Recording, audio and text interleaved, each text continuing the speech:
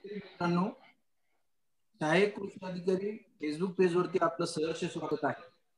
आज आपल्याशी गप्पा मारण्यासाठी औरंगाबादचे निसर्ग मित्र, पक्षी मित्र, सर्प मित्र आणि बालकांची उपजत बुद्धिमत्ता विकसित करण्यासाठी गेल्या 24 वर्षापासून बालकांचं प्रशिक्षण घेणारे रामेश्वरजी दुसाने गुरुजी हे आलेले आहेत. गुरुजी नमस्कार. आपलं सहाय्यक कृषी अधिकारी फेसबुक पेजवरती स्वागत आहे. तर आज आपण आमच्या शेतकरी मित्रांना, शेतकरी बांधवांना शेतकऱ्यांचा आहार, जो की शेतकरी जगांचा पोशिंदा आहे, अन्नदाता आहे, जगभरातल्या सर्व मानव प्राण्यांना अन्नधान्याचा निर्मिती आणि पुरवठा करणारा जो शेतकरी वर्ग आहे, तेच आज आहारांच्या बाबतीत कुपोषित असल्यासारखे झालेले आहेत. अतिशय महत्वाचा विषय आहे. गुरुजी, यावरती आपण आमच्या शेतकरी बांधवांना सविस्तर मार्गदर्शन करावं अशी मी विनंती करतो.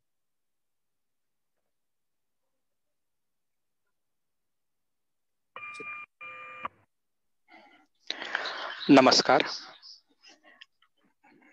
तसं पाहता आमच्या संपूर्ण कुटुंब हे शेतकरी कुटुंबाशी संबंधित होतं. वडील सरकारी नोकरीत लागले, त्यानंतर त्यांनी असं ठरवलं की शेतीचा आपला संबंध नाही. 1994 मध्ये आम्ही एका ठिकाणी हुरडा खायला गेलो आणि वडिलांनी इतके बारकावे सांगितले की ते शेतकरी म्हणाले, तुम्ही हाडाचे शेतकरी आहात. आणि पुढच्या 3 महिन्यात शेती घेतली आणि त्यानंतरचे अनेक वर्ष शेतीमध्ये हाडाचे काढं करणं म्हणजे काय ते वडिलांनी केलं. त्यात थोडासा सहभाग आमचा होता. हे करत असताना शेतामध्ये मला खरं तर शेतीपेक्षाही आपली एक अशी जागा आहे ज्या जागेमध्ये आपण आपलं स्वतःचं एक जंगल तयार करू शकतो असं सगळं डोक्यात होतं. आणि जवळजवळ 400 प्रजातीचे झाडं मी शेतामध्ये लावलेले आहेत. वर्षभरामध्ये कधीही आलात तरी सुद्धा शेतात कोणते ना कोणते तरी फळझाडं चालूच असतात. आणि हे जे फळझाडं आहेत हे खरं आपल्या जीवनाचा आधार बनायला पाहिजे. आणि आपण दुर्दैवाने गेल्या काही वर्षामध्ये आपल्याला पाश्चात्य विचारसरणीच्या प्रभावामुळे आपण जे काही रेशनवरती खातोय, आपल्याला रेशनवर ज्वारी मिळत नाही, रेशनवर आपल्याला गहू मिळतो आणि गहू हे आपलं अन्न नाहीये. मग हेच असं आपल्या डोक्यामध्ये हळूहळू अशा पद्धतीनं भरवलं गेलं की हे तुमचं अन्न नाही, कारण तुम्ही जर ज्वारी खात असाल तर मागासलेले, तुम्ही जर भाकरी खात असाल तर मागासलेले, पण तुम्ही जर पोळी खाल्ली तर तुम्ही मात्र प्रगत. आजपासून 30-35 वर्षाखाली आपल्या प्रत्येकाच्या घरात भाकरी होत्या आणि त्या भाकरीचं उच्चाटन, समूळ उच्चाटन झालं आणि आता तीच ज्वारी 50 रुपये किलो आणि गहू 20-22 रुपये किलोने बाहेर उपलब्ध होतोय. मग जे महागडं अन्न आहे हे समाजामधला प्रतिष्ठित लोक आता खातोय आणि आपल्यासारखे लोक स्वस्तातलं अन्न खातोय जे आपलं अन्नच नाहीये. ही सगळ्यात मोठी शोकांतिका आपल्या समाजाची आहे, कारण आपण मुळापासूनच कुठेतरी अडचणीमध्ये आलेलो आहोत. विचार करण्याच्या पद्धतीमध्ये जे काही आपण बदल करणं आवश्यक आहेत, त्यासाठी आधी आपण थोडंसं आपल्या शरीराकडे बघूयात की आपलं जे शरीर आहे हे फळं खाण्यासाठी तयार झालेलं शरीर आहे. आणि असं एकही शेतकरी नाही की जो फळझाडं लावू शकत नाही. आपल्या शेतामध्ये तेवढ्या प्रकारच्या फळभाज्या लावू शकत नाही. माझ्या शेतात अगदी फालसासारखं फळ, धामणसारखं फळ, जे आपल्याला त्याची व्हॅल्यू वाटत नाही, धामणं खाऊन काय होणार आहे, पण त्यातनं मिळणार बिब्यासारखं झाड, असे सुद्धा झाडं आम्ही शेतामध्ये लावलेले आहेत. आणि वर्षभरामध्ये त्यातलं एक ना एक फळ जेव्हा चालू राहतं त्यावेळी आपल्यापैकी कोणी कुपोषित राहण्याचा भाग उरत नाही. पहिल्यांदा आपण आपल्या शरीराकडे जर पाहिलं तर आपले जे बोटांकडे तुम्ही बघाल ते इथं नख नाहीयेत की ज्याच्या नखामुळे आपण फाडून खाऊ शकतो, असे नख नसून गोळा करण्यासाठी ते बोटांची जडणघडण झालेली आहे. जो गोळा करणं, पकडणं यासाठी अंगठा सुटा असणारा फक्त एकमेव प्राणी आहे तो म्हणजे मानव प्राणी, ज्याला फळं गोळा करता येतात. त्याच्यासाठी आपलं शरीर तयार झालेलं आहे. त्यानंतर जेव्हा आपण जबड्याकडे येतो तर सगळे मांसाहारी प्राणी जर तुम्ही पाहाल तर ते ओठांनी पाणी पितात, जिभेने पाणी पितात, आणि आपल्यासारखे सगळे शाकाहारी प्राणी हे ओठांनी पाणी पितात. आपला जो जबडा आहे तो जर आपण पाहिला तर तो उभा आणि आडवा असा फिरतो, कारण आपण रवंथ करून खात असतो आणि मांसाहारी प्राणी लचके तोडून खातात. याच्या मागचं मूळ कारण काय, की मांसाहारी प्राण्यांना जर तुम्ही शिकार करताना पाहिलं तर 150 किलोचं ते बिबट्या म्हणजे 150 ते 200 किलोचा वाघ किंवा 70 किलोचा बिबट्या 500 किलोच्या त्या गायीची जेव्हा शिकार करतो तेव्हा ती गाय झटके देते. आपल्या जबड्याला जर कोणी इथून मारलं तर हा जबडा निखळून पडेल, परंतु मांसाहारी प्राण्यांच्या बाबतीमध्ये तो जबडा लॉक होणारा असतो. आपला जबडा उभा आणि आडवा जो रवंथ करण्यासाठी तयार झालेला जबडा आहे. त्यानंतर आपले दाताला असे सुळे नाहीत की ज्यामुळे आपण फाडून खाऊ शकतो. आणि सर्वात महत्वाचा जो फरक येतो तो म्हणजे आपली जी लाळ आहे, या लाळेमध्ये टायलिन नावाचा घटक आहे. या टायलिनमुळे पिष्टमय पदार्थाचं जे पचन आहे हे खूप चांगल्या पद्धतीनं होतं. आणि पिष्टमय पदार्थाचं रूपांतर जर टायलिन मध्ये जर आपण एकत्र जर सोबत झालं तरच त्याचं रूपांतर ग्लुकोज मध्ये होतं. आणि पोटात ग्लुकोज गेलं तर ऍसिडिटी किंवा तिथून समस्या निर्माण होणाऱ्या अनेक समस्या ह्या होणार नाहीत. आपलं जठर हे अधिक लांबीचं जठर आहे. यासोबत आपलं आतडं आपल्या शरीराच्या एकंदर लांबीच्या 6 पट आहे. आणि याच्यामध्ये आपल्या पोटामध्ये जवळजवळ 12 प्रकारचे अमायनो ऍसिड्स जर आपण अन्नाच्या माध्यमातून घेतले तर 10 प्रकारचे अमायनो ऍसिड्स आपलं शरीर तयार करतं, ज्याच्या आधारे आपल्याला तेलाचं म्हणजे फॅट्सचं आणि दुसरं म्हणजे प्रोटीनचं किंवा प्रथिनांचं, जे डाळींच्या माध्यमातून मिळणारे प्रथिन, याचं पचन पोटामध्ये होतं आणि ते हळूहळू बाहेर पडतं. हे आपल्याला लक्षात घेणं गरजेचं आहे. दुर्दैवाने झालं काय की आपल्या गावामध्ये शेतकरी, पूर्वी असं सांगितलं जायचं की मध्यम उत्तम शेती, मध्यम व्यापार आणि कनिष्ठ नोकरी. आता मात्र उलट स्वरूप येण्याचं कारण पूर्वी सगळा पैसा गावात राहत होता. आपलंच बालपण आठवून बघा की आपल्या गावामध्ये आपण शॅम्पू वापरत होतो नव्हतो. त्यानंतर आपण ब्रेड, बटर, बिस्किट. आता तुम्ही कोणत्याही खेडेगावात गेल्यानंतर तुमच्या दुकानात असं लक्षात येईल की तुमच्या गावामध्ये असणारं प्रत्येक दुकान हा आपल्या गावातला पैसा म्हणजे शेतकऱ्याचा खिशातला पैसा काढतोय आणि तो कुठल्या तरी उद्योगपतींच्या खिशामध्ये नेऊन भरतोय.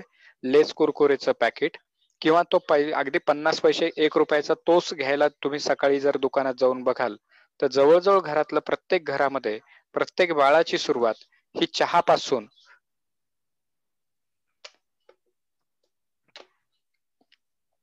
चहापासून आणि साखरेपासून झालेली सापडते. ह्या चहा सोबत पुढे काय येतं, ब्रेड आणि बटर, त्याच्यामध्ये असणारे घटक द्रव्य. पण ब्रेड बटर हे आपलं खाद्य होतं का?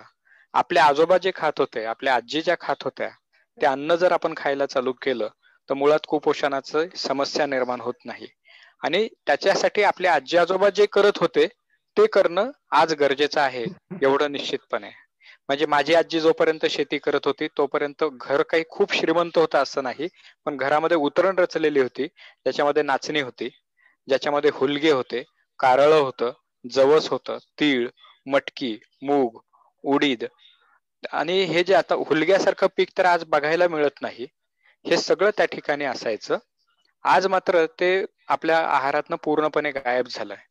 आणि याचं एकच कारण आहे की आपण महागडं असणारं बी विकत आणतो आणि ते बी लावल्यानंतर एक साची पीक पद्धती जेव्हा असते, कारण आपल्याला कष्ट नको असतात, सगळ्या आत्महत्या होणं, सगळं कुपोषणाचं मूळ कारण ते म्हणजे शेतकऱ्यांच्या मनोवृत्तीमध्ये जे शेकडो वर्षापासून आपल्या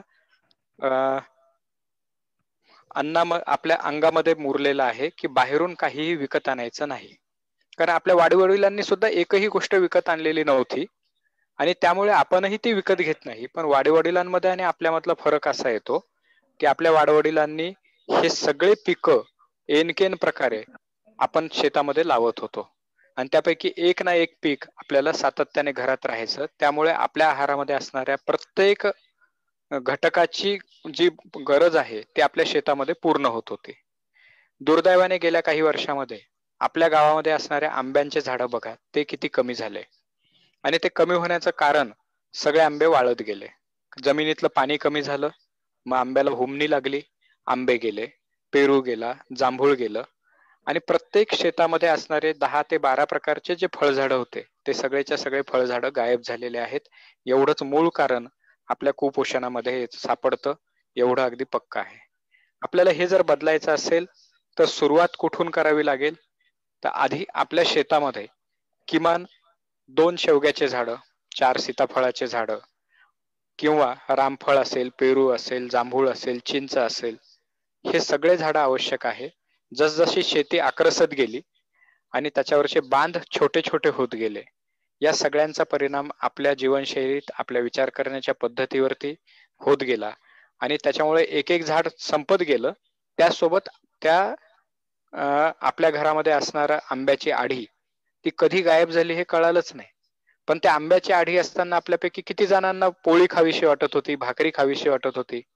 मला तर आठवतं, म्हणजे आजही आमच्या घरात तेच चालू आहे, की एकदा आंबे सुरू झाले 25 तारखेच्या दरम्यान, 25 मेच्या दरम्यान, तर साधारणतः 20 जून पर्यंत मी पोळी, अर्धी तरी पोळी खातो का हे माहित नाही. मुळात मी पोळीच खात नाही, मी भाकरच खातो. परंतु मग हे जे 20 दिवस चालणारे आंबे आम्ही संपवले. दुसरी गोष्ट, याच्या पलीकडे जाऊन आपल्याला विचार करताना आपल्याला काय अजून काही गोष्टींचा विचार केला पाहिजे. आपल्याला नाही, केळी थंड असते, पेरू थंड असतो, मग आंबा उष्णच असतो, अशा प्रकारचे काही गैरसमज आपल्या डोक्यामध्ये भरवून ठेवले. मग त्याच्यामुळे पेरूचं झाड नको, पेरू खाल्ले की सर्दी होते, बोराचं झाड खाल्ले की बोरं खाल्ले की सर्दी होते, अशा पद्धतीनं जे आपल्या डोक्यात भरवलं गेलं.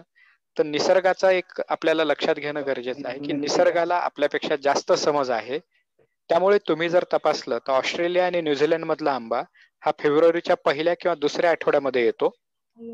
तुम्ही जर वर उत्तरेकडे याल थोडस, मलेशिया, इंडोनेशिया या देशामधला जर आंबा तुम्ही तपासला तर तो साधारणतः मार्च महिन्याच्या आसपास येतो. कोकणामध्ये येणारा जो आंबा आहे हा आंबा साधारणतः एप्रिल एंडिंग पासून मेच्या 15 ते 20 तारखेपर्यंत येतो. घाटावरती किंवा मराठवाड्यातला आंबा हा साधारणतः 25 मेच्या आसपास विकायला चालू होतो. आणि याच्याच सोबत जसं जसं तुम्ही उत्तरेकडे जाल तसं तुम्हाला जाणवेल की जुलैमध्ये तो आंबा पिकतो, उत्तर भारतामधला लंगडा किंवा दशहरी.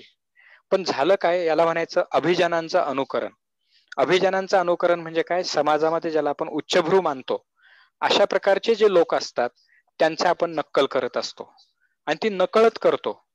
मग त्याच्यामध्ये टीव्ही आहे, बाकीचे माध्यम आहेत. म्हणजे 5 रुपयाचा कोको कोला कदाचित प्रत्येक गावात शुद्ध पिण्याचं पाणी मिळणार नाही, परंतु 5 रुपयाचा कोको कोला मात्र प्रत्येक गावामध्ये मिळतो.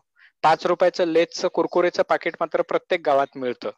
पण आपल्या गावामध्ये, म्हणजे माझे मित्र आहेत जे स्वतः द्राक्षाची बाग करतात आणि साधारण जालना शहरापासून 17 किलोमीटरवर त्यांचं गाव आहे. स्वतःच्या शेतामध्ये ते भाजीपाला लावत नाही. भाजीपाला आणण्यासाठी ते जालन्याला जातात आणि जालन्यातनं भाजीपाला घेऊन येतात. पण द्राक्षाची बाग मात्र मोठी आहे. मग हे का घडायला लागलं? कारण जो शहरातला मनुष्य करतो त्याची नक्कल करावी असं वाटायला सुरुवात झाली. मी नेहमी वर्गामध्ये सुद्धा आहार हे मुख्य कारण आहे आपल्या जगण्यामध्ये असणाऱ्या समस्यांबद्दल. राजस्थानी माणसांचा आहार बदललेला नाहीये. तुम्ही बघा, ते तेलकट तुपकट खातात, ते दशम्या खातात, कारण तिथं पदार्थ जे आहेत ते जास्तीत जास्त काळ टिकणारे पदार्थ ते वापरतात. मग टिकणारे पदार्थ का? कारण दिवसा कमालीची उष्णता असते, त्यात पदार्थ खराब होऊ नये म्हणून. जरी ते राजस्थानातनं सबंध जगभर गेले तरी सुद्धा त्यांच्या आहारामध्ये तुम्हाला सापडेल की मोठ्या प्रमाणामध्ये तेलकट तुपकट पदार्थ, दुसरी गोष्ट कोरडं करून खाणारे पदार्थ असतात. आणि तुम्ही तपासून बघा, घटक पदार्थ जरी तेच असले तरी सुद्धा गुणधर्म बदलतात. उदाहरणार्थ, पोळी करत असताना आपण अगोदर पाणी टाकतो आणि वरतून तेल लावून पोळ्या करतो. ती पोळी 1 दिवसात किंवा 1.5 दिवसात खराब होऊन जाते. पण त्याच्याऐवजी आपण मोहन म्हणून त्या पिठामध्ये तेल ओतलं आणि वरतून पाणी किंवा दूध जर टाकलं तर ती दशमी मात्र 4-5 दिवस टिकते. मग 4-5 दिवस टिकणारी जी दशमी असते ती पचायला जड असते. मग बिस्किट हा त्याच्यापेक्षा अत्यंत वाईट पदार्थ आहे, जो पचायला भयंकर कठीण आहे. आणि तो आपण 2 महिन्याच्या बाळाला, 4 महिन्याच्या बाळाला, 6 महिन्याच्या बाळाला सुद्धा थोडंसं बिस्किट भरवू आणि त्याला आपण ते देतो. तिथून आपल्या कुपोषणाची सुरुवात होते, एवढं अगदी पक्का आहे. मग असंच काय झालंय की गेल्या काही वर्षामध्ये, म्हणजे 1985-87च्या दरम्यान जर आपण अक्षय तृतीयेला बाजारात गेलो तर त्यावेळी सांगायचे आंबा आखाजीला, आंबा खावा. तर आखाजीला माझ्या माहितीप्रमाणे आम्ही कैरीचं पन्ह करायचो. दुसरी गोष्ट, थंड पाणी त्या दिवशी वापरायला सुरुवात करायचो आणि त्याच वेळेला त्या कैरीच्या पन्ह्यासोबत ती हरभऱ्याची डाळ टाकून चटणी बनवत होतो. आता मात्र अक्षय तृतीयेला आंबा हा महत्वाचा ठरला. मग अगदी खेड्यापाड्यामध्ये सुद्धा तो कलम केलेला आंबा अक्षय तृतीयेला किंवा आखाजीला येतो आणि अत्यंत महागडा आंबा घेतो. तो आंबा आणायचा, पिवळा केलेला दगड असतो, त्याला मिक्सरमध्ये टाकायचं, त्यात बचकभर साखर ओतायची आणि वरतून म्हणायचं आजकालचे आंबे पहिल्यासारखे राहिले नाहीत. याचं मूळ कारण आपण अभिजन लोकांचं अनुकरण करतो. म्हणजे आपले अभिजन कुठे राहतात? पुण्यात. पुण्यातले अभिजन कुठे राहतात? तर तिथे राहणाऱ्या कोथरूड सारख्या विभागामध्ये. आणि मग तिथले जे कोकणस्थ ब्राह्मण आहेत, जसं मारवाडी लोकांनी त्यांचा आहार सोडला नाही तसं कोकणस्थांनी आंबा सोडला नाही. कारण कोकणामधला आंबा हा एप्रिलमध्ये अक्षय तृतीयेच्या दरम्यान येत होता, म्हणून ते खात होते. परंतु माझे तुमचे नातेवाईक बघतात, अरे पुण्यातले लोक काय खातायत, मग मी पण बाजारात जाऊन आंबा मागतो. अशा पद्धतीनं मग आपण लेज, कुरकुरे, कॅडबरी तत्सम प्रकारचे काही पदार्थ डॉक्टरकडे गेल्यानंतर डॉक्टर सुई द्या किंवा सलाईन लावा, हे सुद्धा त्यातनंच निर्माण झालं. कारण शहरात निर्माण झालं म्हणजे सगळं चांगलं, हे आपल्या डोक्यातनं आधी काढणं फार फार गरजेचं आहे.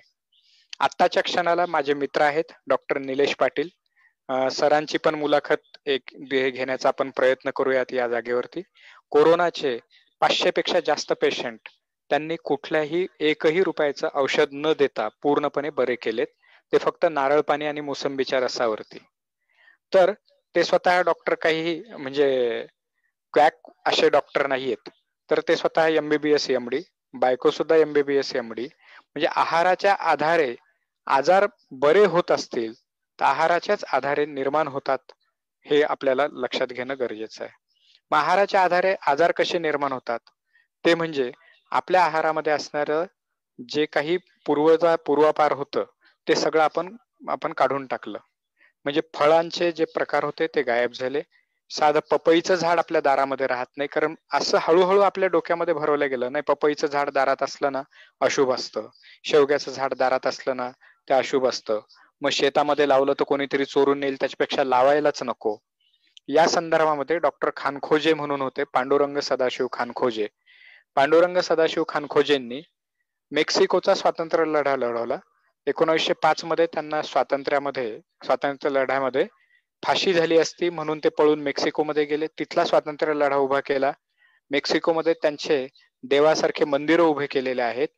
त्यांनी रस्त्याच्या आजूबाजूला, प्रत्येक गावात, रेल्वे लाईनच्या आजूबाजूला सगळीकडे फळझाडं लावले आणि आज मेक्सिकोमध्ये मोठ्या प्रमाणामध्ये फळझाडांचा वापर जो झालेला आहे, त्यांनी त्याला सुरुवात केली होती 1940च्या दरम्यान. ते म्हटले की ठीक आहे ना, माझ्या गावातलं झाड ठीक आहे, मला कामाला येणार नाही, पण गावातलं कोणीतरी खाईल. आणि असा गावातल्या प्रत्येकाने जर तो विचार केला, भलेही सरकारला त्यातनं मिळणार नाही, पण लोकांचं जर आरोग्य सुधारलं तर आरोग्यावर होणारा खर्च सुधारेल. आणि यासाठी ते मुळातलं ते जर तुम्ही पुस्तक वाचलं तर लक्षात येईल की किती दूरदृष्टी विचारसरणी त्यामध्ये होती. मग आपल्याला सुद्धा हाच भाग याच्यामध्ये करणं गरजेचं आहे. जे काही आपण आहार घेतोय, या आहारामध्ये मोठ्या प्रमाणामध्ये फळझाडं आपल्या बांधावरती असणं, किंबहुना मी तर माझं असं वैयक्तिक मत आहे की बांधावर असण्यापेक्षा ते 1-2 गुंठ्यामध्ये 3 गुंठ्यामध्ये ते झाडं लावणं जास्त श्रेयस्कर असतं. कारण एका आंब्याला येणारा आंबा हा 70 ते 80 रुपये किलोने 20-25 किलो जर आंबा आला तर साधारणतः 15 बाय 15 म्हणजे 225, त्याला आपण अगदी 400 स्क्वेअर फूट जरी धरलं तरी 400 स्क्वेअर फूट मध्ये 2000 रुपयाचं कोणतंही उत्पन्न निघण्याचं अजून साधन बाजारामध्ये आलेलं नाहीये. ऊसही तेवढं उत्पन्न देत नसतो. मग जर अशा प्रकारचं अन्न जर माझ्या शेतामध्ये असेल तर जगातला एकही शहरातला श्रीमंत मनुष्य सुद्धा एवढ्या प्रकारचे फळझाडं घेत नाही. मी शेतामध्ये कमी जात असलो तरी माझ्या घराच्या बाजूला जेवढी जागा आहे, गच्चीवरती पण मी शेती करत असतो. एवढंच नव्हे, घरातला जवळजवळ 75% भाजीपाला हा माझा गच्चीवरती तयार होतो.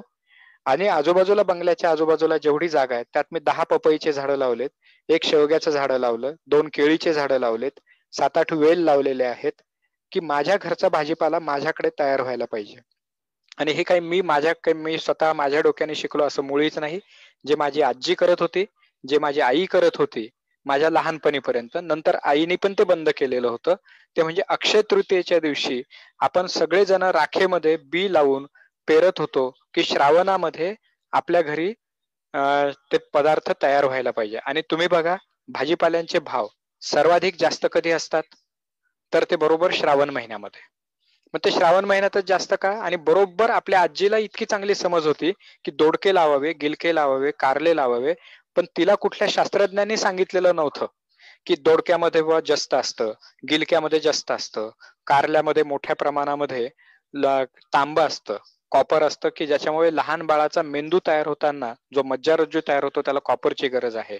जे आपण झिंकच्या गोळ्या खातो किंवा त्याला आपण प्रेग्नन्सीमध्ये ज्या गोळ्या दिल्या जातात फॉलिक ऍसिडच्या, या गोळ्यांची गरज दोडक्याच्या किंवा गिलक्याच्या वेलामधनं पूर्ण होत होती.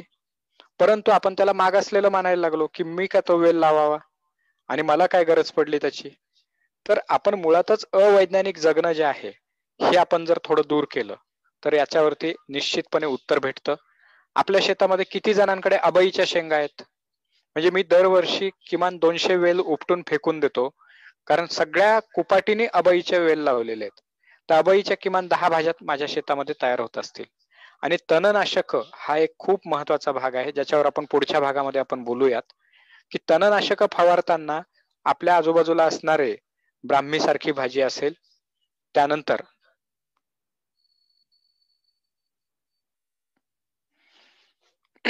पाथरीसारखी भाजी असेल, घोळासारखी भाजी असेल किंवा फांदाचा वेल असेल, यापैकी सगळ्या भाज्या माझ्या आहारातनं पूर्णपणे गायब झालेल्या आहेत. आणि ह्या फांदाचा वेल खरं पाहता त्याला तुम्हाला 1 ग्रॅम सुद्धा पाणी द्यावं लागत नाही. 1 मिली पाणी न देताना तो फांदाचा वेल भर उन्हाळ्यामध्ये हिरवा असतो, ज्याच्यासाठी आपण पालकची भाजी लावतो. आपल्या आजूबाजूला तुम्ही तपासून बघा, हे सगळे प्रकार मी माझ्या गच्चीवर लावलेत, माझ्या शेतात लावलेत, माझ्या बंगल्याच्या आजूबाजूला लावलेत. माठाची भाजी जी येते, ज्याला आपण तांदूळ कुंदऱ्याची भाजी म्हणतो, जी आपोआप उगवत होती, ज्या वेळेपासून आपण तणनाशकाचा वापर सुरू केला त्या दिवसापासून ती भाजी गायब झाली. आणि या ज्या वेगवेगळ्या प्रकारच्या भाज्या ज्या होत्या, ज्या शहरामध्ये अत्यंत महागड्या दरामध्ये विकल्या जातात, करटुलाचे वेल माझ्या शेतात कुपाटीला लावलेले आहेत, जे पूर्वी आजूबाजूला सगळीकडे सापडत होते, ते कधी गायब झाले कळालं नाही. मी स्वतः 86 पर्यंत जेव्हा गावाकडे शेती होती, आमच्याकडे इथं शेती नव्हती औरंगाबाद शहराजवळ, त्यावेळी जायचो आणि ढोरांच्या मागे जेव्हा उन्हाळ्यामध्ये फिरायला जायचो, त्यावेळी तो गुराखी जो आहे त्याला बरोबर कळायचं माझ्यासोबत असणारे, आणि ते बरोबर उकरून हमन खात होते. आता त्या हमनचा कंद मला आजही त्याची महाराष्ट्रामध्ये 28 प्रजाती त्या हमनच्या सापडतात. नुसतं वरचं साल आल्हात काढलं की तोंडात टाकून तो खाता येत होता. आणि प्रत्येक कोपऱ्यावरती हमनचे वेल सापडायचे. परंतु बांध जसे जसे छोटे होत गेले आणि तणनाशकामुळे बांधावरची ही जी भाजी गेली, ती भाजी पण गेली, आपण बाजारातनं सुद्धा ती विकत आणत नाही. त्यामुळे आपल्या शरीराला लागणाऱ्या अत्यावश्यक जे गरजा आहेत त्या पूर्णपणे आपण त्याच्यापासून वंचित झालो. आणि त्या वंचित झाल्याचा परिणाम आपल्याला असं जाणवतो की ते म्हणजे आपले आहार कुपोषित होत गेलं. केवळ भाकरी आणि भाजी हे आपलं अन्न नाहीये. म्हणजे उदाहरणार्थ जस्त नावाचा जो घटक आहे किंवा ज्याला फॉलिक ऍसिड म्हणतो, ते साधारणतः 40 दिवसामध्ये एका मोहरीच्या दाण्या इतकं आपल्यामध्ये जायला पाहिजे. स्टीलमध्ये क्रोमियम नावाचा एक घटक असतो. आता हा जो क्रोमियम आहे स्टीलमध्ये जर तुम्ही तपासून पाहिलं तर तो किती जायला पाहिजे आपल्या शरीरामध्ये? साधारणतः 10,000 दिवसामध्ये एका मोहरीच्या दाण्या इतका. म्हणजे एकंदर सरासरी 60 वर्षाचं जर आपलं आयुष्य धरलं तर 2 मोहरीच्या दाण्या इतकं क्रोमियम आपल्याला शरीरात द्यावं लागतं. परंतु ते क्रोमियम किती प्रमाणात द्यावं लागतं? तर त्या 2 मोहरीच्या दाण्याला साधारणतः 60 वर्षामधले जवळजवळ 22,000 त्या दोन दाण्यांना 60,000 भागांमध्ये डिव्हाइड करायचं. मग त्याच्यामध्ये जेवढा घटक उरेल त्याला परत बारीक बारीक करून खायचं. हे निसर्ग आपल्याला बिनभोभाटपणे पुरवत असतो. परंतु झालं काय की आपल्या आहारामधले ह्या सगळे घटक निघून गेल्यामुळे जसं लोह जे आहे ते साधारणतः 10 दिवसामध्ये एका मोहरीच्या दाण्या इतकं लागतं. मग काय झालं की आपल्याकडे नॉनस्टिक कुकर आले, अल्युमिनियमचे तवे आले, मातीचे तवे गेले ते गेले. मग नंतर लोखंडाचेही तवे आपण घालवून टाकले, अल्युमिनियमचे तवे आले. मग लोखंड फोडणीमध्ये भाजी देणं हे मागासलेपणाचं वाटायला लागलं आणि आपोआपच त्याचा परिणाम आपल्या आहारामध्ये झाला आणि आपल्या कुपोषणामध्ये निश्चितपणे वाढ होणं याची सुरुवात झालेली आहे. म्हणजे साध्या साध्या ज्या परंपरा होत्या आपण तोडल्या की शनिवारच्या दिवशी नारळ फोडायचं किंवा शुक्रवारच्या दिवशी त्या संतोषी मातेचं व्रत करावं की न करावं याच्याबद्दल ज्याचा त्याचा प्रश्न आहे. ज्यांनी ठरवायचं त्यांनी ठरवावं, करावं किंवा न करावं. पण दर शुक्रवारी प्रत्येक बाई फुटाण्याचा प्रसाद आपल्याच लहानपणी आपल्या आईने आपल्या आजीने देताना आपण पाहिला होता की गुळ आणि फुटाण्याच्या माध्यमातनं प्रथिनं आणि गुळाच्या माध्यमातनं दर महिन्याच्या मासिक पाळीतून जो रक्तस्राव होत होता त्या रक्तस्रावासाठीची भरपाई व्हायला पाहिजे, त्यासाठी लागणारं लोह हे त्या गुळाच्या माध्यमातून मिळत होतं. लोकांचे साखर कारखाने त्याच्या अंतर्गत निर्माण होणाऱ्या मळीपासून होणारे दारूचे कारखाने चालवणं ही आपली जबाबदारी नाहीये. पण गुळ खाणं हे मागासलेपणाचं झालं. कारण जाहिरात तुम्हाला सांगायला लागली की गोरं होणं हे जास्त गरजेचं आहे. आणि गेल्या 25 वर्षामध्ये सुद्धा इतके क्रीम लावून कधी कोणी गोरं होतं का? मुळामध्ये आपल्याकडे राम सावळा होता, कृष्ण काळा होता, हे लक्षात न घेता प्रत्येकाला गोरं व्हायची हौस आहे. मग बाहेरून क्रीम आणायची, ती क्रीम फासायची, मग सूर्यामध्ये जायचं नाही, त्याच्यासाठी सनस्क्रीन लोशन आलं. याच्यासाठी सुद्धा आपल्या गावातला प्रत्येक घरातला पैसा बाहेर चाललेला आहे. मग आपल्या घरामध्ये कोरफडीचं झाड आहे का? आपल्याकडे एखादं काट्यासावरीचं झाड आहे का? ज्या कोरफडीच्या झाडाच्या आधारे पोटाचे सगळे विकार आपल्याला बरे करता येतात. निरगुडीचं किंवा अडुळशाचं झाड गावामध्ये शोधून सापडत नाही. गेल्या 4 वर्षामध्ये मी जवळजवळ 22,000 निरगुडी लावल्यात, वेगवेगळ्या गावांमध्ये नेऊन लावल्यात. आणि आता त्याची वृद्धी म्हणजे मी निरगुडी मॅन म्हणूनच त्या गावामध्ये ओळखला जातो. अतिशय दिसणारं नाचनवेल नावाचं गाव आहे, तिथं 1,000 निरगुडी मी लावल्या नेऊन. आणि मी काहीच केलं नाही. लोकांना असं वाटलं की 1,000 निरगुडी लावल्या, मी फक्त 1,000 काड्या तोडल्या. 1,000 काड्या तोडण्यासाठी लागणाऱ्या माझ्या 5-25 मित्रांनी ते मदत केली. 2 तासात काड्या तोडल्या आणि तिकडे जाऊन 100-1 जणांनी प्रत्येकी 10 झाडं नदी काठाने लावले आणि 1,000 निरगुडीचे झाडं वाढले. तर निरगुडी असेल, अडुळसा असेल, खोकला आल्यानंतर आपण डॉक्टरांकडे जातो. किती जणांना माहितीये आता की अडुळशाचं झाड कसं दिसतं, पाचुंद्याचं झाड कसं दिसतं, किंवा सतापाचं झाड जे आपल्या प्रत्येक गावामध्ये होतं ते गायब झालं. ज्याच्यासाठी आपण दवाखान्यामध्ये जातो, आपले पैसे खर्च करतोय. पण मुळामध्ये आहारामध्ये असणाऱ्या ज्या मूलभूत जर गोष्टी आपल्याकडे आल्या, ते म्हणजे माझ्या शेतामध्ये कमीत कमी मी एक 15 ते 20 प्रकारचे फळझाडं लावणारच आहे, एवढं आपल्या डोक्यामध्ये पाहिजे. म्हणजे फांदाच्या भाजीचा वेल जर आपल्याकडे एखादं मोठं झाड असेल तर फांदाचं काम करतं. आपण गुडूची सत्व म्हणून बाहेरून विकत आणतो, पण गुळवेलाचा वेल लिंबाच्या झाडावरचा आपल्याला शोधत फिरावं लागतो. अरे कोणाच्या तरी झाडावरती तो लिंबाचं म्हणजे गुळवेलाचा वेल असेल का? मग ताप आल्यानंतर आपल्याला गुळवेल घ्यावंसं वाटत नाही, कारण आपल्या आजींना आपण मागासलेलं समजलं. आजीबाईचा बटवा नावाची जी संकल्पना घराघरांमध्ये होती ते संपवून टाकली. तर त्यामुळे आपल्या शेतामध्ये किमान 12 ते 15 प्रकारचे फळझाडं असणं, ज्याच्यामध्ये किमान 2 शेवग्याचे झाडं. म्हणजे कोथिंबीर तयार करण्यासाठी जर आपण तपासून पाहिलं तर कोथिंबीर तयार करण्यासाठी लागणारं पाणी भरपूर असतं, पालकसाठी पाणी भरपूर लागतं, पण फांदाच्या बाजूला पाणी लागत नाही. मग फांदाची भाजी बिना पाण्याची जर ती उन्हाळ्यामध्ये वाढत असेल तर माझं अन्न हे फांदाची भाजीच आहे. माझं अन्न हे तांदूळ कुंद्रा आहे, जो सहजरित्या आपोआप उगवून येतो तो. तर हे सोडून घोळाची भाजी जी होती ती आपण तणनाशक मारून संपवली, ते माझं अन्न आहे. आणि तुम्ही तपासून बघा, कधीतरी घोळाच्या भाजीला, कधीतरी तांदूळ कुंद्र्याच्या भाजीला, कधीतरी फांदाच्या भाजीला कधीतरी कीड लागते का? म्हणजे नाजूक पिकं आहे ते आपल्यालाही नाजूक बनवतात ना. पण आपण नेमकं ते करतो. आणि आपल्या डोक्यामध्ये असणारे गैरसमज मी पण अनुभवातनं शिकत गेलो. पुण्यामध्ये एकदा वर्ग चालू असताना महात्मा फुले कृषी मंडईमध्ये एक दलाल होते. त्यांनी निवडताना शेतकऱ्यांनी आणलेले वांगे, जे किडके किडके वांगे निवडून घेतले. म्हटलं असं का बरं? तर त्यांच्या तोंडामध्ये एक वाक्य असं होतं, ज्या वांग्यांना किडे पण तोंड लावत नाही असे वांगे आपण खायचे का? तर जेवढा किडका भाग काढला तर उरलेले वांगे किमान खाण्यासारखे तेवढे मला नक्की माहितीये, म्हणून मी तेच वांगे खातो. आणि त्या दिवशी मला माझी अक्कल एकदम सुधारली की पालकाला कीड असलेलं पालक म्हणजे चांगलं आहे की त्याच्यावर किमान काही फवारण्या झालेल्या नाहीयेत. तर यासाठी एक खूप सुंदर मूव्ही आहे, त्याची लिंक मी टाकण्याचा प्रयत्न करतो. हिंदीमध्ये असेल तर हिंदीत, नाहीतर हिंदीमध्ये ती आहे.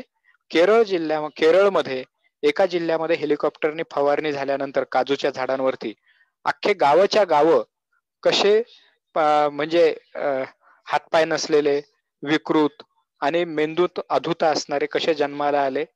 आणि आपण तेच करतोय. आपल्याला माहितीये की फवारता फवारता जर आपण कधी बेशुद्ध येऊन पडलोत, इतके विषारी औषध आपण फवारतोय, तर 2-2 लाख रुपये खर्च करून आपण बाहेर येत नाही. किमान शेतकऱ्यांनी माझ्याशी विनंती आहे, जे मी माझ्या शेतात केलेलं आहे, जवळजवळ 400 प्रजातीचे झाडं शेतामध्ये लावलेले आहेत. आणि 400 प्रजाती म्हणजे प्रत्येकाच्या डोक्यात झाडं लावण्याची जी संकल्पना असते ती म्हणजे एकदम मोठं झाडच असलं पाहिजे असं गरजेचं नसून, वेल हा सुद्धा त्यातला घटक आहे. काही कंदमुळं आहेत जे पावसाळ्यामध्ये बरोबर उगवून येतात, पावसाळा संपला की गायब होतात. आणि प्रत्येक गोष्ट आपल्याकडे हे विश्वची माझे घर म्हणताना ज्ञानेश्वर माऊलींनी जगामधल्या प्राणीजात हे असं मागितलेलं आहे की प्रत्येक प्राण्यांसाठी मागितलेलं आहे, फक्त माणसालाच देवो, भारतातल्याच माणसाला देवो, मराठवाड्यातल्या माणसाला देवो, फक्त माझ्याच गावातला देवो, माझ्याच जातीतला देवो, असं काही मागितलं नाही. जगातल्या प्राणी मात्रांसाठी त्यांनी ते मागितलेलं होतं.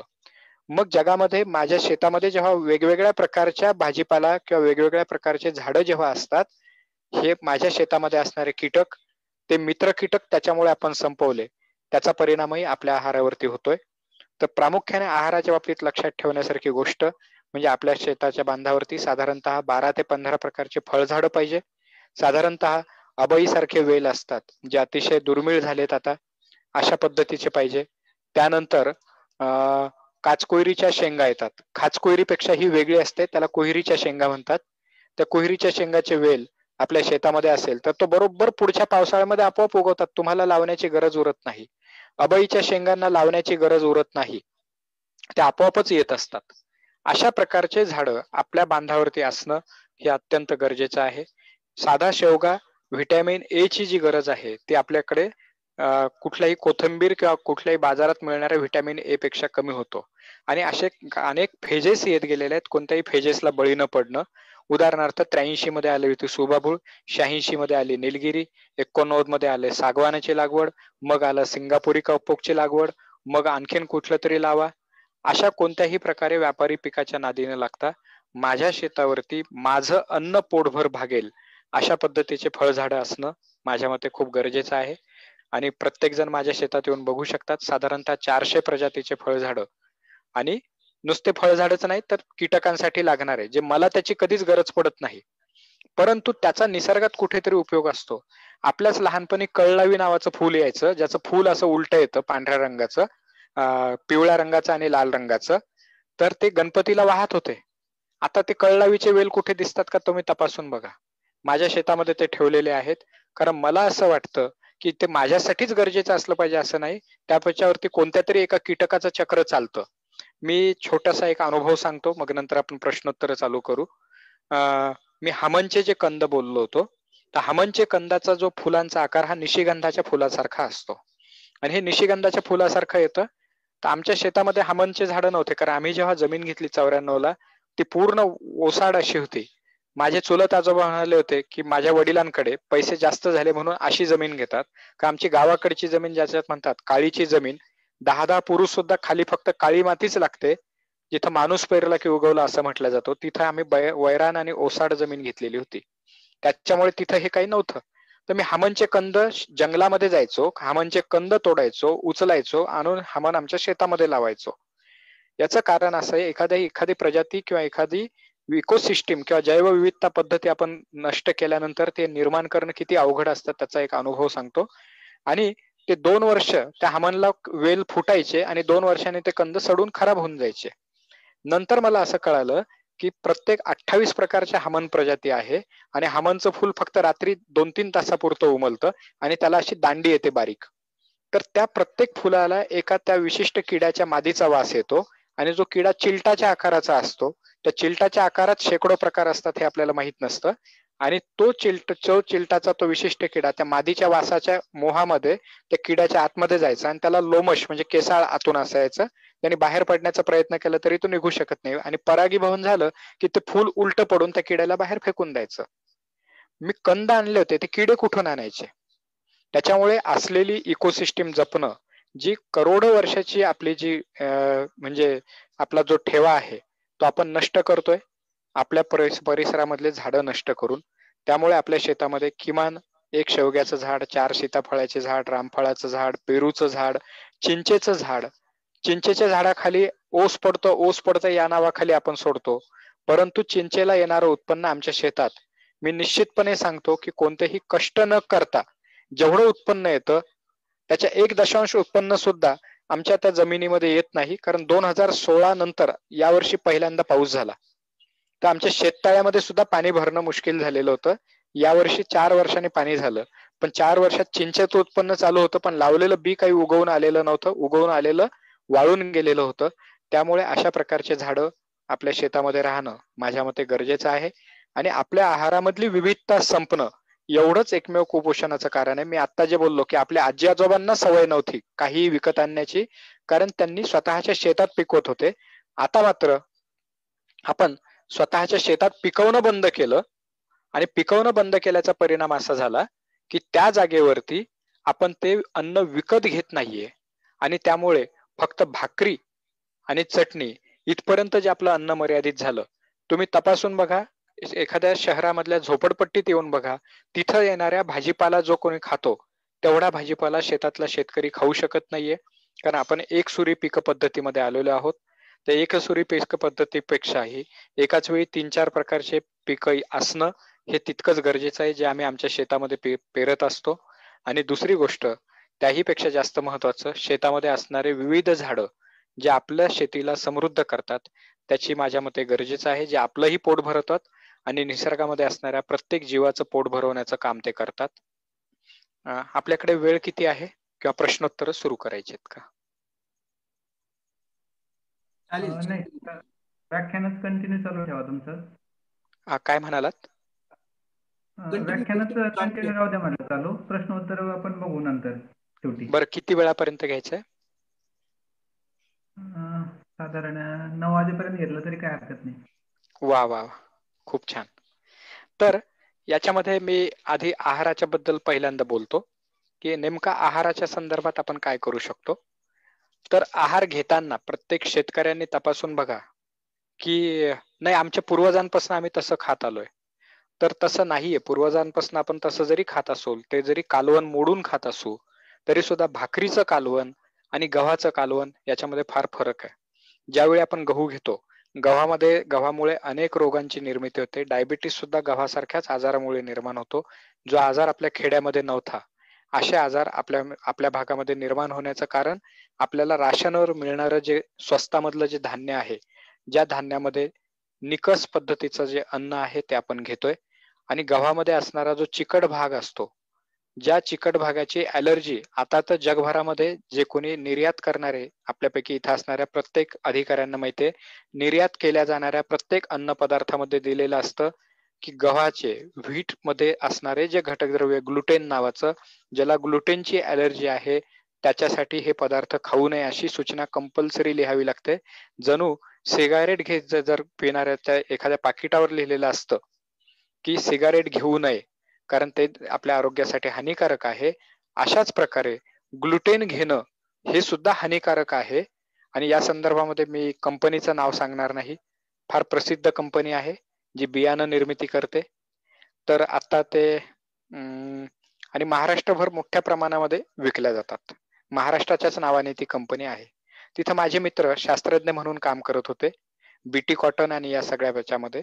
दुसरं करत असताना त्याच्या पुढच्या पायरीवर जेव्हा अमेरिकेतनं एक जण आले शास्त्रज्ञ, आणि ह्या कंपनीचं कोलॅबरेशन अमेरिकन सीड कंपनीशी झालं.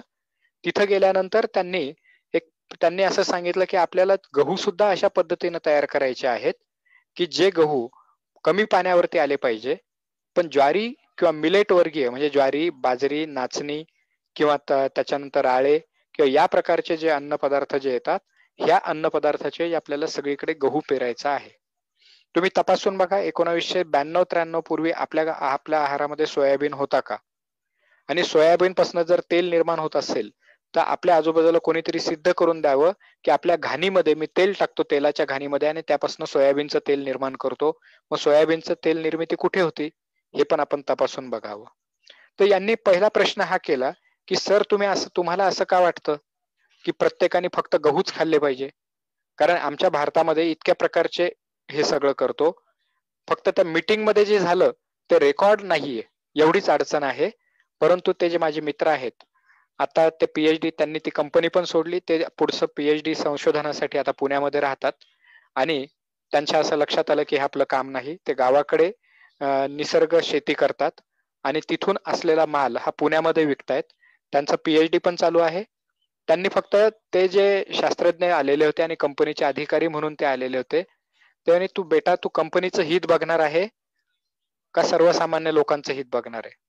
कंपनी तुला कंपनीच्या हितासाठी पैसे देते, त्यामुळे जास्त बोलू नको. त्यामुळे मी काय खायला पाहिजे याच्यावरती सुद्धा परराष्ट्रीय कंपन्यांचं नियंत्रण आलेलं आहे, हे आपल्याला आधी लक्षात घेणं गरजेचं आहे. आपल्यापैकी तपासून बघा, तुमच्यापैकी किती जण दुकानामध्ये जाऊन पाम तेल मागतात? सगळेजण सोयाबीन तेल मागतात. मग पाम तेल जगामध्ये सर्वाधिक आयात करणारा जो म्हणजे समाज आहे तो म्हणजे कुठला आहे? तो भारतीय समाज आहे की जगातलं सगळ्यात जास्त पाम तेल आयात करणारा देश.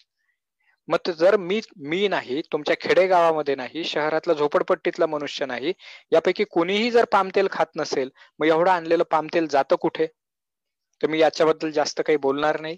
याबद्दल राजू दीक्षितांचं एक व्याख्यान आहे, त्याची लिंक मी सरांकडे देतो आणि एकदा ते व्याख्यान जर तुम्ही ऐकलं तर तुमच्या लक्षात येईल की ते तेल कशा पद्धतीनं तयार केलं जातं आणि आपण नेमकं काय खातोय हे आपल्याला तपासता आलं पाहिजे. आपल्या शेतामध्ये असणारं जे विविधता होती ती आपण संपवली, त्याचा हा सगळा परिणाम आपल्याला जाणवतो. सोयाबीनच्या बाबतीत मी एवढंच सांगेल की नपुसकता निर्माण करणारे जे महत्वाचे जे घटक आहेत, जगामध्ये 10 घटक आहेत, त्यापैकी सोयाबीन हा नंबर 1च्या स्थानावर आहे. कारण सोयाबीन ज्या स्थानामध्ये पिकतो तो म्हणजे मलेशियाच्या, इंडोनेशियाच्या त्या भागात सोयाबीन खाण्याची पद्धत काय आहे? सोयाबीन खाण्याची पद्धत आहे, सोयाबीनला भिजवायचं, त्याचं पाणी काढून टाकायचं, त्यानंतर त्याला वाळवायचं, परत त्याला भिजवायचं, असं 3 ते 4 वेळेला केल्यानंतर ते सोयाबीन खायला वापरतात. आणि आपण सर्रास सोयाबीन घेतो आणि गव्हामध्ये टाकायचं आणि त्याच्यामुळे तेल मिळतं, त्यातनं प्रोटीन मिळतात, म्हणून त्या गव्हाच्या चिवट पोळ्या आपण खायच्या, असं काहीतरी आलं. पण सोयाबीन सुद्धा आपल्यावरती लादलेलं पीक आहे, एवढंच लक्षात घेणं गरजेचं आहे. मग सोयाबीनच्या पूर्वी काय होतं? मूग होते, उडीद होते, चवळी होती, मटकी होती, यानंतर तीळ होते, हुलगे होते. हे आपल्यासाठी अत्यंत आवश्यक असणारे पिकं, हे फार गरजेचे आहेत आणि यापैकी एक ना एक पीक तरी आपल्याकडे चालू राहतं, एवढं पक्का आहे. त्याच्यामुळे आपल्या आहारामध्ये पहिला जो येतो ते म्हणजे आपल्यासाठी किमान बाजरी. अर्थात ते आम्ही हे प्रयोग करून फसलेलो पण आहे, कारण अख्ख्या गावात कोणी बाजरी लावत नाही आणि मी एकटाच जेव्हा बाजरी लावतो किंवा ज्वारी लावतो त्यावेळी सगळे पाखरं त्याच्यावरती येतात आणि त्याच्यापैकी किमान 25 ते 30% धान्य संपवतात.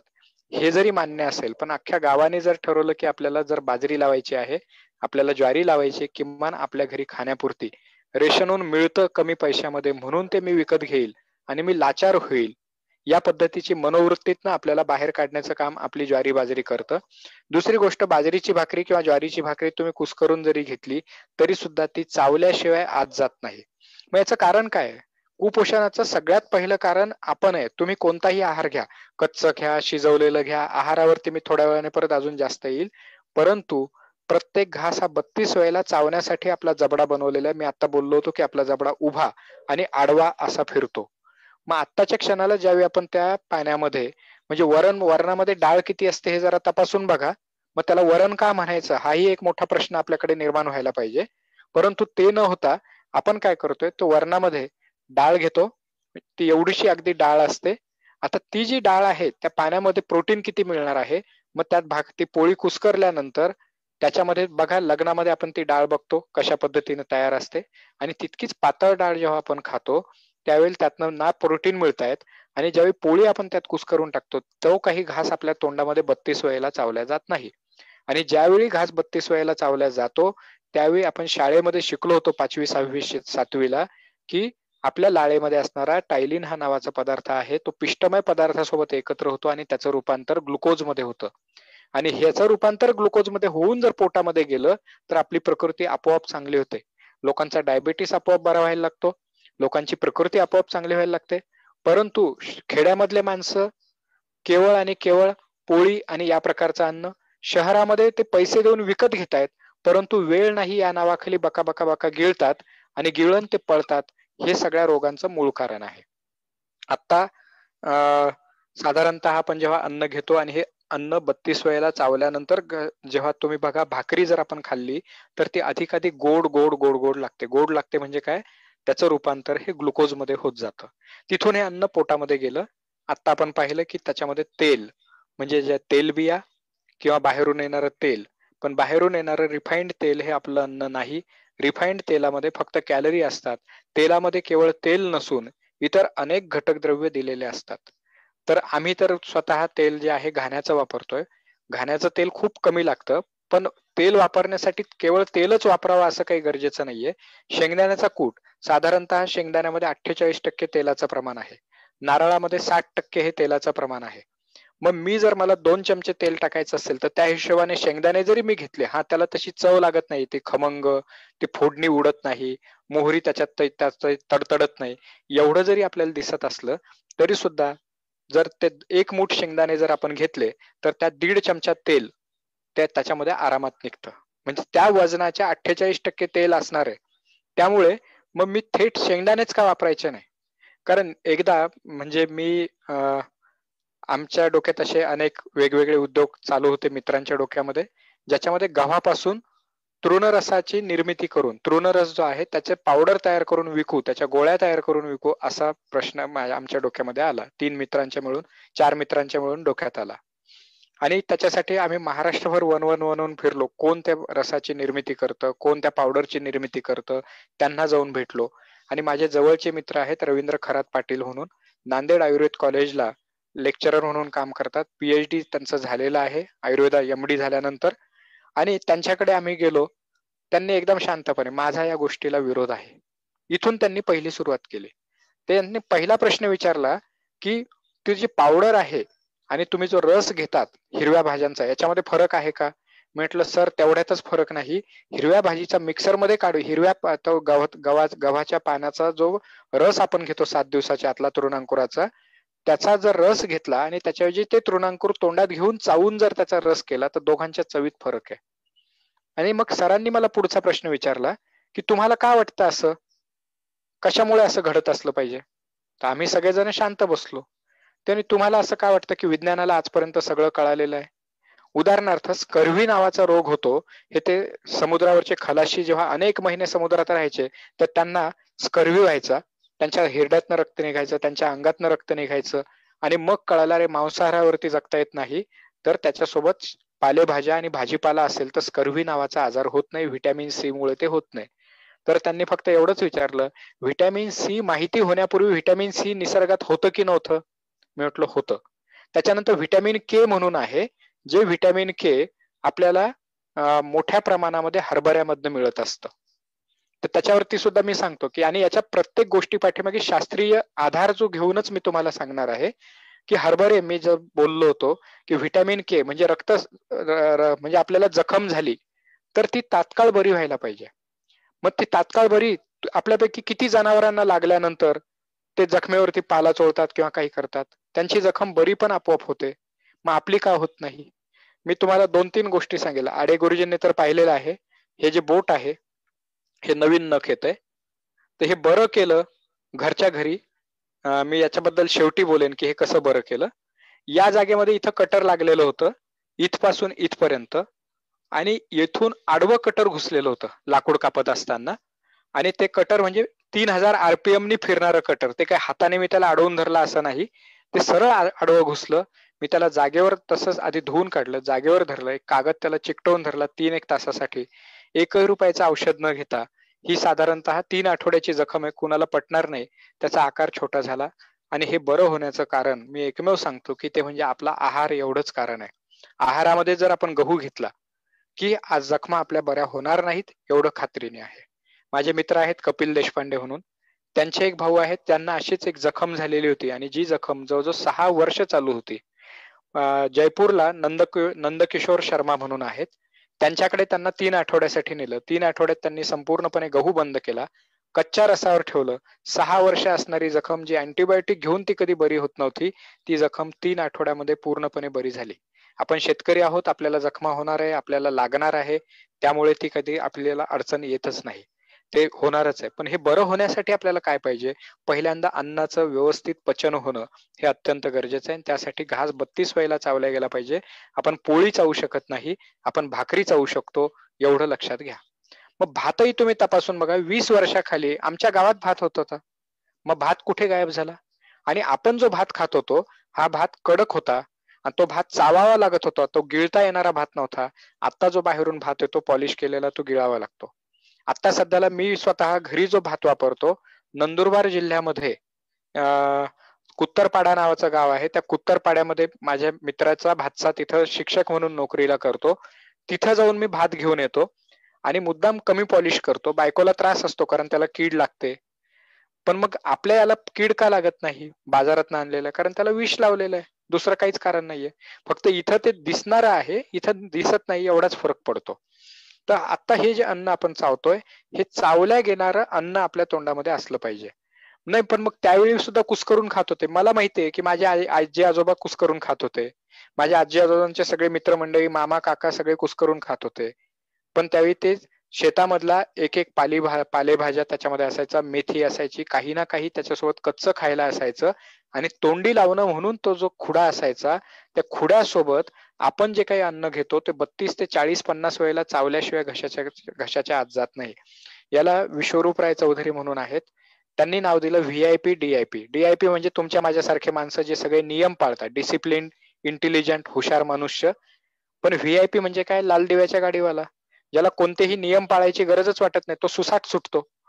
जसं आपण जर गाजर घेतलं आणि तोडून खाल्लं तर गाजर चावायला किती वेळ लागेल? तो 50-100 वेळेला चावल्याशिवाय घशाच्या खाली उतरत नाही. पण गाजराचा हलवा केला तर तो मात्र पटकन घशाच्या खाली उतरतो. मग ब्रेड, टोस्ट जेव्हा आपण त्याच्यामध्ये बुडवतो, बिस्किट जेव्हा त्या चहामध्ये बुडवतो, त्यावेळी काय घडतं? त्यावेळी हीच प्रक्रिया घडते. ते बिस्किट जेव्हा आपण ते बुडवतो, तोंडात टाकलं की घशाच्या खाली, मग त्यात लाळ एकत्र न होता साखर, सुक्रोज आतमध्ये जेव्हा पोटामध्ये जातं, त्यावेळेला ऑलरेडी आपल्याला रोगांची निर्मिती व्हायला चालू झालेली असते. त्यामुळे आपल्या आहारात पहिल्यांदा जेही काही खाऊ, त्या खाण्यासोबत असं काहीतरी कच्चं अन्न पाहिजे थोड्या मोठ्या प्रमाणामध्ये. म्हणजे साधारणतः 25% अन्न असं पाहिजे की ज्याच्यामुळे ते जे काही तुम्ही घास खाल ते चावल्या गेलंच पाहिजे. असे घटक पदार्थ आपल्या जेवणामध्ये असणं आवश्यक आहे. नाही तर मग करपट ढेकर येणं वगैरे प्रकार होतात. आता इथून हे अन्न पोटामध्ये गेलं, जर ग्लुकोज पोटामध्ये न जाता थेट पिष्टमय पदार्थ पोटामध्ये गेलं तर काय घडतं ते आपण बघूयात.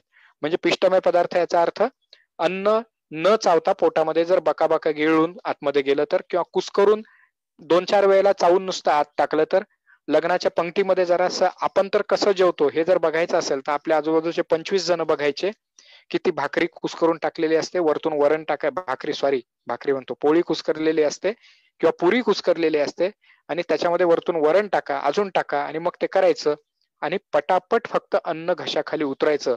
कारण लवकर लवकर गाडी पकडायची असते, लवकर लवकर लग्न आटपून गावाला जायचं असतं. या ज्या गोष्टी आहेत याच आपण करतोय, ज्या घरामध्ये सुद्धा त्याच्या सवयीचा परिणाम होतो. आणि अन्न असं जेव्हा पोटामध्ये जातं, पोटामध्ये सौम्य हायड्रोक्लोरिक ऍसिड आहे. आपण शाळेत शिकलो होतो, पिठावर किंवा साखरेवर जर ऍसिड ओतलं, 6वीला हे आपल्याला शिकवलं गेलं होतं, त्यातनं कार्बन डायऑक्साईड पडतो आणि फसफसून बाहेर पडतो तो गॅस कार्बन डायऑक्साईड, आणि खाली काळ्या रंगाची साखर उरते, म्हणजे कर्ब उरतो. आता हा जो कर्ब उरतो, कारण आपण कार्बोहायड्रेट किंवा कर्बोदक खातो, पण हे कर्बोदकाच्या ऐवजी जर ग्लुकोज पोटात गेलं तर अन्न त्याच्यातला ऍसिड परिणाम करत नाही. पण जर त्याच्याऐवजी थेट कार्बोहायड्रेट जर पोटात गेले तर ते जे पोटामधलं हायड्रोक्लोरिक ऍसिड आहे आणि इतर अमायनो ऍसिड्स आहेत ते त्याला सडवायला चालू करतात. मग हे होऊ नये म्हणून घास इथं 32 वेळेला चावला गेला पाहिजे. मग आता पोटात गेला की ऍसिडिटी होते. माझे अगदी जवळचे नातेवाईक, मी नाव सांगणार नाही, त्यांना ना ऐकू येईन असं झालं. फारसं वय नव्हतं पण ऐकू येत नव्हतं. माझ्या मित्राच्या बहिणीकडेच त्यांना नेलं, आणि नेल्यानंतर मी असं सहज विचारलं, म्हटलं अगं सुचिता, प्रॉब्लेम काय? हे तर कधी जोरात मोठ्याने बोलत नाही, यांचा आवाज सुद्धा, अरे नको ना रे बाबा, याच्यापेक्षा ते मोठा आवाज करत नाही. म्हणजे ते ओरडतात का? म्हटलं बिलकुल नाही. म्हणजे वंश परंपरागत असेल. म्हटलं ते पण नाहीये. माझ्या आजीला 85 वर्षापर्यंत व्यवस्थित ऐकू येत होतं, त्यांच्या आजीला ऐकू येत होतं, त्यांना ऐकू येत होतं, त्यांच्या सासूबाईंना ऐकू येत होतं, यांना ऐकू येतं, बायकोला ऐकू येतंय, मग यांनाच काय अडचण आहे? मग त्यांनी पटकन विचारलं, ते गोळ्या घेतात का? त्यांचे जावई सोबत होते. जावई आणि मामा ते काढा ना. बंडीच्या खिशामध्ये 4-5 गोळ्यांचे पाकिट होते, ऍलोपॅथीच्या गोळ्याचे, ज्याच्यात ब्रुफिन होती. अंग ठणकायला लागले की ब्रुफिन, ताप आल्यानंतर घ्यायची गोळी, ऍसिडिटी झाली की व्हायची गोळी, मल्टीव्हिटॅमिनची गोळी, अशा सगळ्या गोळ्यांचे पाकिट ते खिशात स्वतः हातात ठेवायचेच. तर ते त्यांचे जे जावई होते ते असं म्हणाले, मामा तुमचं ते मेडिकलचं दुकान बाहेर काढा. म्हणजे स्वतःच्या बंडीमध्ये ते स्वतः खायचेच, आणि इतर कुणी जर आजारी पडले तर स्वतः डॉक्टर, ही गोळी घेऊन टाक, बरं वाटेल. तर असं वाटणारे. मग त्यांनी पटकन सांगितलं, ते म्हणे ऍसिडिटीच्या गोळ्या घेतात का? तर ते म्हटले हो, ऍसिडिटी तर फार लहानपणापासून आहे, त्याच्यामुळे ऍसिडिटीच्या गोळ्या घेतो. त्यावेळी सुचिताने मला सांगितलं की जर आपण ऍसिडिटीच्या गोळ्या काही वर्ष घेत राहिलो तर आपल्याला ऐकू कमी यायला लागतं. मग हे आपल्याला कधी कोणी सांगतच नाही की कुठले तरी त्याचे दुष्परिणाम असतात.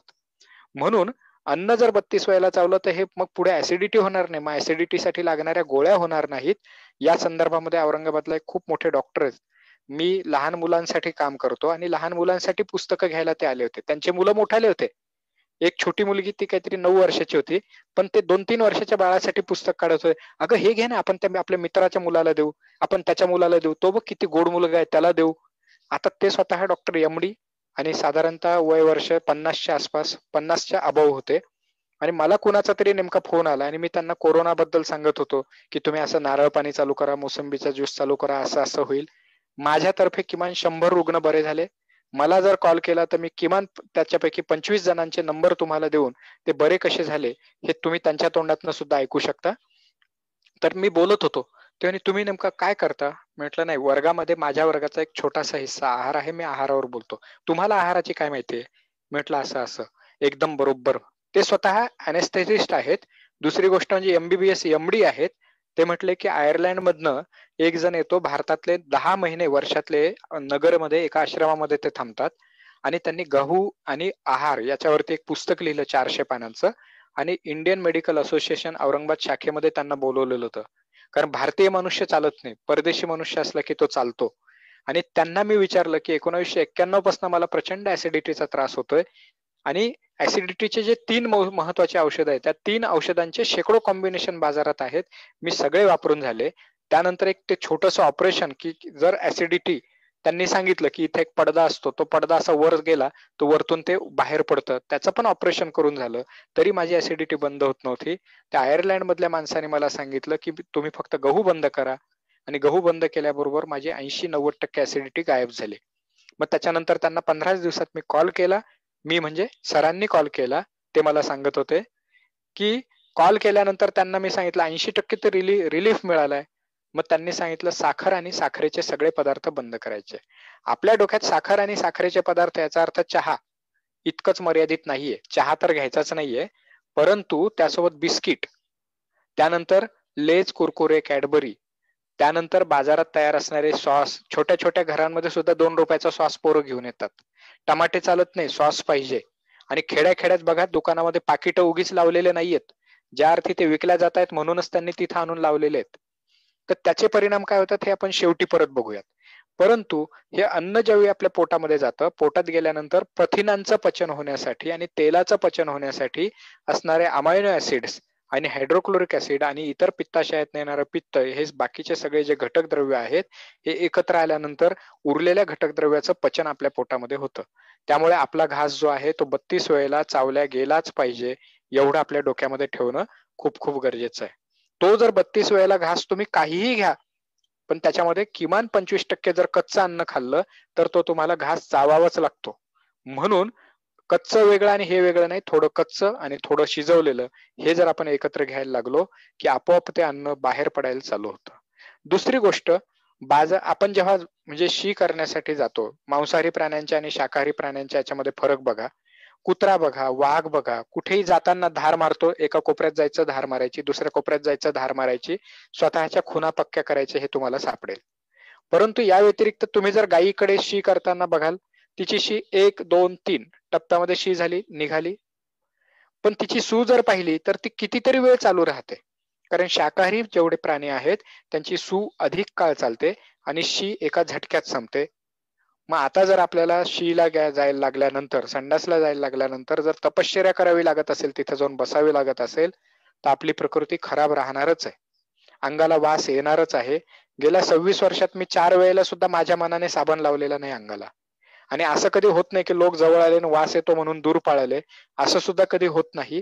याचं कारण आपण किती वेळेला शीला जातो. जर 2 वेळेला खात असू तर 2 वेळेला जायला पाहिजे, 3 वेळेला खात असू तर 3 वेळेला जायला पाहिजे. आणि आपलं अन्न हे किती वेळात शिजल्यानंतर बाहेर पडतं हे आपण तपासू. जर आपण रस घेतला कोणत्याही पदार्थांचा तर तो साधारणतः 4 तासामध्ये बाहेर पडतो पूर्णपणे. जर आपण शिजवलेलं अन्न घेतलं तर ते साधारणतः 24 ते 36 तासामध्ये बाहेर पडतं. जर आपण कच्चं अन्न घेतलं तर ते 12 ते 14 तासामध्ये बाहेर पडतं. तळलेले पदार्थ घेतले किंवा प्रोसेस्ड फूड घेतलं तर हे, किंवा मांसाहार केला किंवा अंडे खाल्ले किंवा दूध घेतलं तर हे साधारणतः 72 तासाने बाहेर पडतं. मग काय होतं, अन्न तुम्ही बघा, सकाळी जर आपण वरण ठेवलं आपल्या एखाद्या वाटीमध्ये तर दुपारपर्यंत, फेब्रुवारी महिन्यापासून तर जून महिन्यापर्यंत त्याला बुरशी म्हणजे ते फसफसतं आणि त्याला आपण म्हणतो वरण विटलं म्हणजे खराब झालं. सकाळचं वरण संध्याकाळी खराब होतं आणि त्याला दुसऱ्या दिवशी सकाळपर्यंत घाणेरडा वास यायला लागतो. मग आपलं अन्न जर 36 तासांनीच मुळात जर बाहेर पडत असेल शिजवलेलं, मग आज रात्री खाल्लेलं, आणि बहुतेक जण सध्याला फक्त दिवसभरात एक वेळेला संडासला जातात. आणि काही जण तर महात्मे असे आहेत की जे 2-2, 4-4 दिवस जात नाही. आणि मोठ्या मोठ्या शहरांमध्ये तर अशी अवस्था आहे की त्यांनी संडासात लायब्ररी ठेवली. कशासाठी? तिथे गेलं की छानपैकी बसून पुस्तक वाचता आलं पाहिजे. खरं पाहता संडासच होत नाही या एका कारणासाठी म्हणून ते तिथं वाचत बसतात.